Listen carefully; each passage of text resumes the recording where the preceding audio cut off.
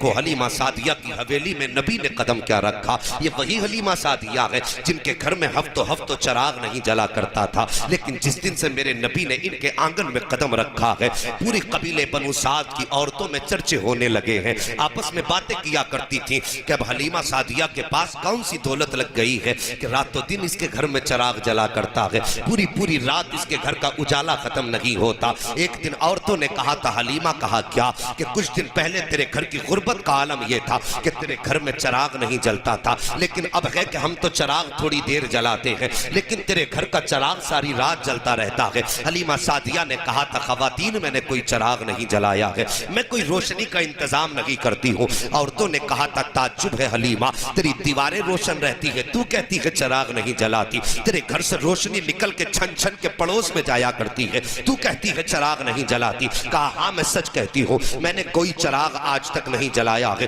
अल्लाह अकबर। एक दिन रात का सन्नाटा आया, पूरी बस्ती में अंधेरा था, लेकिन हजरत हलीमा सादिया के आंगन में उजाला ही उजाला था। औरतें इकट्ठा हुई, कहने लगी चलो आज हलीमा की चोरी पकड़ी गई है। रंगे हाथों हलीमा को पकड़ते हैं, ये कहती है मैं चिराग नहीं जलाती हूँ, आज बताते हैं कि चिराग जल रहा है कि नहीं। औरतें इकट्ठा होकर हजरत हलीमा सादिया के दरवाजे पर आई है। जैसे दरवाजे पर दस्तक दी है, अंदर आपके शौहर मौजूद थे। दरवाजे पे दस्तक हुई, रात का वक्त था। शौहर कहने लगे, बीवी तुम जाके दरवाजा खोलो, हो सकता है कोई दूध वाला आया हो जिसका हम पे कर्ज है, पैसे लेने आया हो। मैं क्या जवाब दूंगा। अल्लाह अकबर। हलीमा कहती है नहीं आप जाइए। ये बातें होती रही, फिर हजरत हलीमा उठी, डरते डरते जाके दरवाजा खोला। जैसी दरवाजा खोला, औरतों की भीड़ देखी है। हलीमा सादिया चुप खड़ी हो जाती है, सोच रही थी शायद कोई कर्जा लेने वाली होगी, कोई अपना पैसा वसूल करने वाली होगी, लेकिन फरमाती है जैसी मैं जाके खड़ी हुई, औरतों ने कहा था हलीमा आज तुम्हारी चोरी पकड़ ली गई है।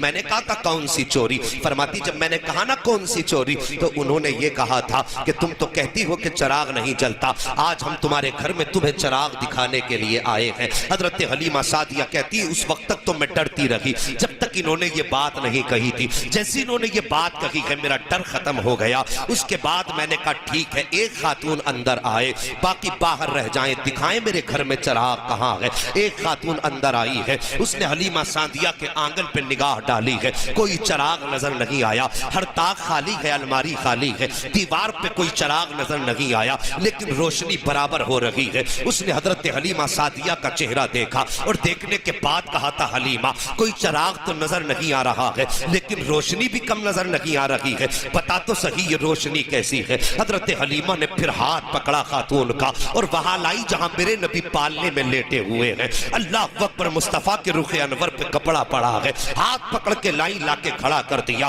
खातून कहती है हलीमा क्या दिखाना चाहती हो। हजरत हलीमा सादिया ने जैसी मेरे नबी के चेहरे से कपड़ा हटाया है, खुदा की कसम नूर की ऐसी रोशनी निकली है कि खातून ने अपने आंखों पे हाथ रख लिया था। हजरत हलीमा कहती है सुन खातून, मेरे घर में कोई चिराग नहीं है, कोई रोशनी का इंतजाम नहीं है, लेकिन कसम है मुझे पैदा करने वाले की, जब से इस शहजादे को लेकर के आई हो मुझे चिराग की जरूरत नहीं पड़ी है। चेहरा इसका होता है चांदनी खुदा उतार दिया करता है।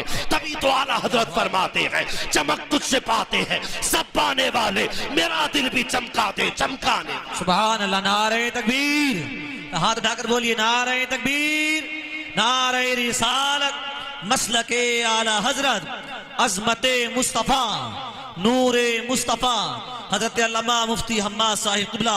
सुभान अल्लाह सुभान। आखिर मैंने किस नबी की बात छेड़ दी। अल्लाह अकबर। कहां खोले हैं गेसू यार ने, खुशबू कहां तक है। खुदा की कसम मेरे नबी की जात ऐसी है, बातें करते करते जिंदगी गुजर सकती है, मुस्तफा की बातें मुकम्मल नहीं हो सकती है। हाँ जवानों, उस नबी की शान मैंने कहा था खुदा ने महबूब को कायनात की सारी नेमतें अता फरमाई, कोई नेमत और कोई हुस्न कोई कमाल ऐसा न था जो महबूब के दामन में न रखा। अल्लाह अकबर। हर हुस्न दिया, हर कमाल दिया, कायनात की सारी खुशियां महबूब के दामन में दी। लेकिन मेरे नबी जब कभी चचा के साथ चलते थे ना, और कभी चचा पीछे हो जाते थे, तो मेरे नबी हाथ रख के कहते थे चचा मेरे पीछे ना चला करो, इसलिए कि लोग कहते हैं तुम्हारा चेहरा मेरे बाप से मिला करता है। हाँ अल्लाह अकबर। ये बाप के रिश्तों की कदर है मेरे नबी ने की है। और आज हम बाप की कदर कितनी करते हैं। अगर जरा सी भी घर के अंदर जायदाद किसकी होती है सारी, बोलोगे? जमीन जायदाद किसकी होती है? सारे बोलो।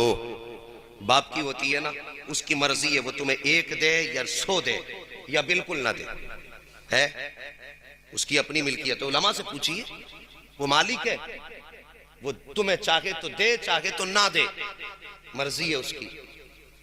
अगर आपके निकाह हो जाते हैं, आप अलग होके बैठ जाते हैं, घर के अंदर बेटियां जवान मौजूद हैं, बहनें मौजूद हैं, तो हमें बहनों का ख्याल नहीं आता, हमें बाप की बूढ़ी कमर का भी ख्याल नहीं आता। हम उस जमीन पे तकिया करते हैं, अब्बा पे है तो जमीन, और अपना अलग कमाना शुरू कर देते हैं, अलग खाना शुरू किया। यार कितने दिन खा लेगा, कितने दिन के मेहमान है माँ बाप। वैसे तो जिंदगी का कुछ पता नहीं है, कभी कभी पके आम रह जाते हैं, कच्ची अमियां टूट जाती हैं जब आंधियां तेज होती हैं। ये जरूरी नहीं है कि जिसके बाल सफेद है पहले वही जाए। अब मुआशरे में नजर डाल के देखिए, सफेद बालों वाले कम नजर आते हैं। जानते हो क्यों? इसलिए कि बुढ़ापे को लोग पहुंचते ही कम है, ज्यादातर लोग जवानी में चले जाते हैं।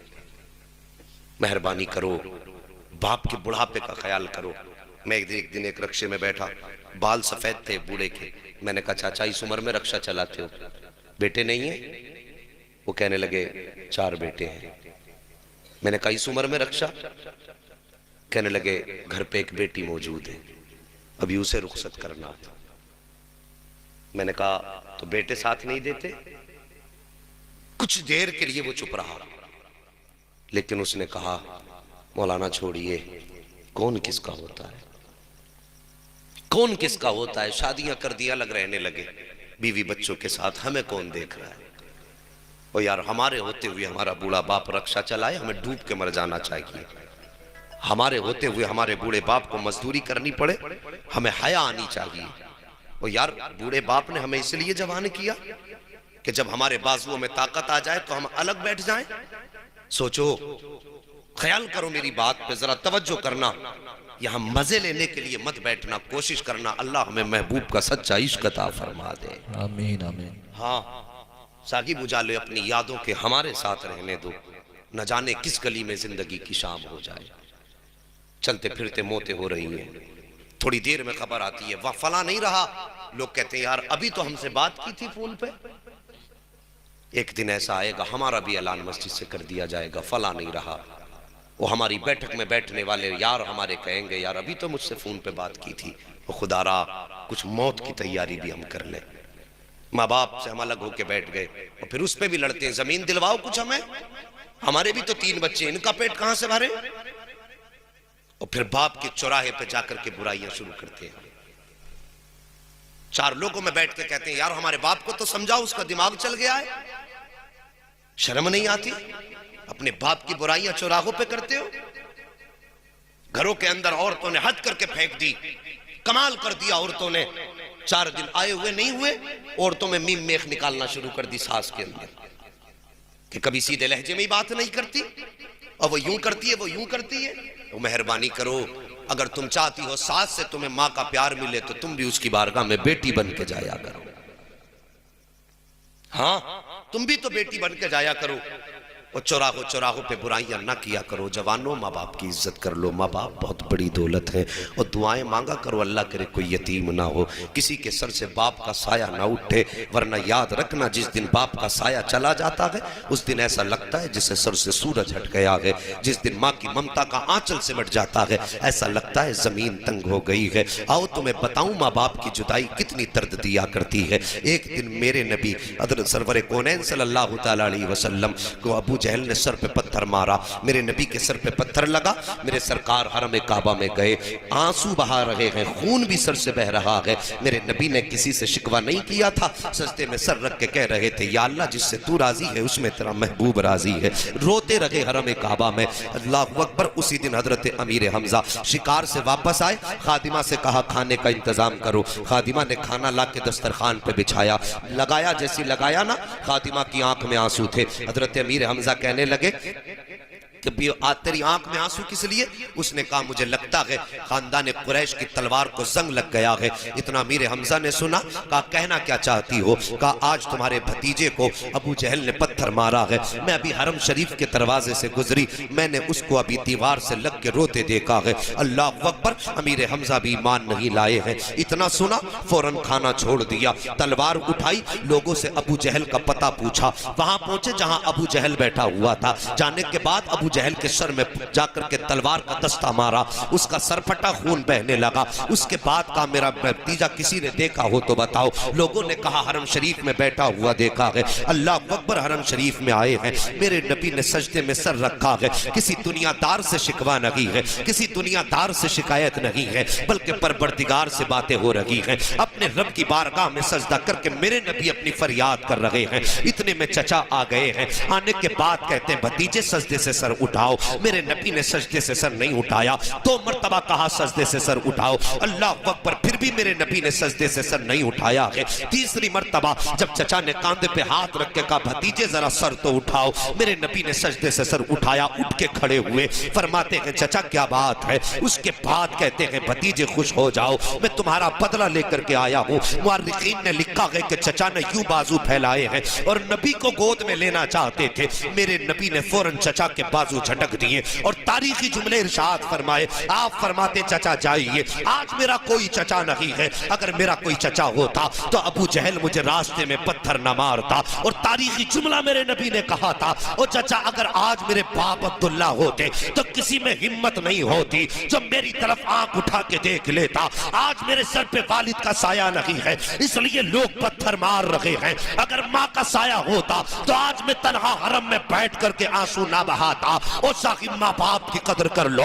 अगर बाप चला जाता है तो कोई सीने से लगाने वाला नहीं होता है। अगर माँ चली जाती है तो कोई आंचल से आंसू पोंछने वाला नहीं होता है।